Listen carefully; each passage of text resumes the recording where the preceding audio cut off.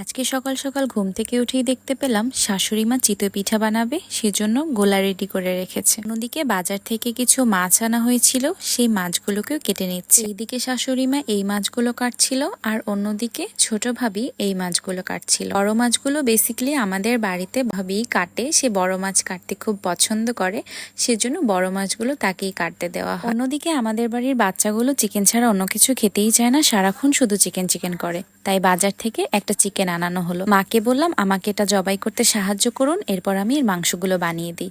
এরপর মায়ের কাছে নিয়ে গেলাম, এটাকে জবাই করে নিয়ে আসলাম। এখন আমি এর মাংসগুলো বানিয়ে নেব।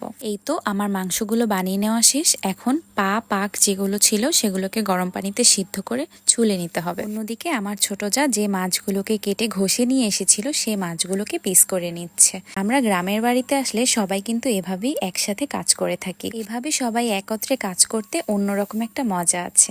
এদিকে আমার শাশুড়ি মা চিতই পিঠা ভাজা শুরু করে দিয়েছে। একদিকে সে ভাজছে, অন্যদিকে আমরা প্লেটে করে নিয়ে খাচ্ছি। অনেক মজা। পিঠা বানানো একটা রিস্কের ব্যাপার, বাট সেদিনের পিঠেগুলো প্রথম খোলা থেকে এত সুন্দর ফুলছিল আর এত সুন্দর হয়েছিল, আর খেতেও বেশ মজা লাগছিল। এই তো একদিকে আমি ভাত তরকারি সব রান্না করে নিচ্ছিলাম, আর অন্যদিকে শাশুড়ি মা আরেকটা চুলায় পিঠা ভাজছিল।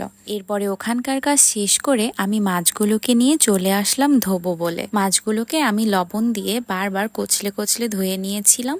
এরপর সুন্দর করে পানি দিয়ে ওয়াশ করে নেব। মাছ ধোয়ার ক্ষেত্রে না আমি একটু বেশি সেন্সিটিভ। আমার মাছ যতক্ষণ পর্যন্ত হাতে খসখসে না হয়ে যায় ততক্ষণ পর্যন্ত আমার মাছ ধোয়া কমপ্লিট হয় না। এই দেখো মাছগুলো চকচকে করে ধোয়া হয়ে গেছে। এবার আমি মাছগুলো নিয়ে ছোট ভাবির কাছে দিয়ে দেব, সে রান্না করে নেবে। এরপরে হঠাৎ মেঘ করে আসায় আমি ছাদে চলে আসলাম সুপারিগুলোর কি অবস্থা সেটা দেখার জন্য। আমাদের কিন্তু সুপারির বাগান রয়েছে, আর সেই সুপারির বাগান থেকে বছরে অনেক অনেক সুপারি কালেক্ট করা হয়। তো যাই হোক, সারাদিন সবাই মিলে অনেক খাটাখাটনির পরে মজা করে চিতই পিঠা দিয়ে গোশ কাটছিলাম। তো আজ এই পর্যন্তই। সবাই ভালো থাকবেন, সুস্থ থাকবেন। আল্লাহ হাফেজ।